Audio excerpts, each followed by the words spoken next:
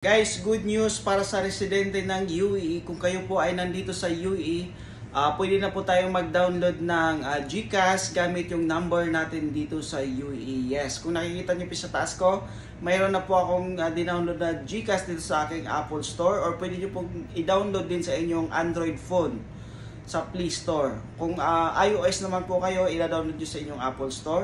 So, pwede nyo pong ma-download, pa-verify. Yung sa akin guys, nag-submit na ako lahat ng requirements ko. So, kailangan pa rin guys na requirements ay yung Philippine ID natin. Either passport, driving license, or UMID ID.